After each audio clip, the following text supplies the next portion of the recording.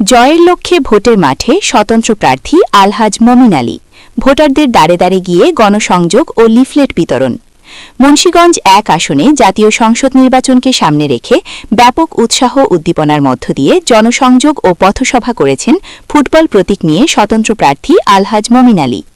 শনিবার ৭ ফেব্রুয়ারি বেলা ১১টা থেকে আলহাজ মমিন আলী তার বিপুল সংখ্যক কর্মী সমর্থক নিয়ে দিনব্যাপী জনসংযোগ করেছেন সিরাজদিখান উপজেলার বালুচর ইউনিয়নের বরেছর বাজায় খাসমহল বালুচর গ্রাম, কালীনগর গ্রাম ও জনপদে ভোটারদের দ্বারে দ্বারে গিয়ে ভোট ও দোয়া প্রার্থনা করেন তিনি। স্থানীয় ব্যবসায়ী ও সাধারণ মানুষের সঙ্গে কুশল বিনিময় করেন এবং তার নির্বাচনী লিফলেট বিতরণ করেন। জনসংযোগকালে আয়োজিত এক সংক্ষিপ্ত পথসভায় আলহাজ মমিন আলী বলেন, আমি এই এলাকার মানুষ, অবহেলিত জনপদ ও সাধারণ মানুষের অধিকার আদায়ের লক্ষ্যে আমি স্বতন্ত্র প্রার্থী হিসেবে দাঁড়িয়েছি। কোনো ক্ষমতার মোহ নয়, বরং জনগণের সেবা করাই আমার মূল লক্ষ্য। আমি নির্বাচিত হলে এলাকা থেকে দুর্নীতি ও মাদক নির্মূল করে একটি আধুনিক ও স্মার্ট উপজেলা গড়ে তুলব। তিনি আরও বলেন, জনগণ পরিবর্তনের পক্ষে।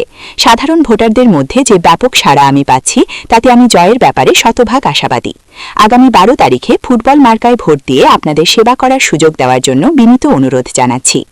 এ সময় উপস্থিত ছিলেন সাবেক মুন্সিগঞ্জ জেলা বিএনপি সদস্য মোহাম্মদ মহিউদ্দিন, সাবেক সিরাজদিখান উপজেলা সম্পাদক মাসুদ সিদ্দিকী পরশ, সাবেক জিয়া পরিষদের কেন্দ্রীয় সদস্য আবদুল্লাহ আল জাদিদ ইরান, সাবেক শ্রীনগর উপজেলা বিএনপি সাধারণ সম্পাদক দেলোয়ার হোসেন, সাবেক সিঙ্গাপুর শাখা বিএনপি সাধারণ সম্পাদক আব্দুস সালাম, যুবদল নেতা আবুল কালাম, ইমান আলী, ইমরান, মোহাম্মদ সালে মুসা সহ এলাকার গুণীজনরা উপস্থিত ছিলেন।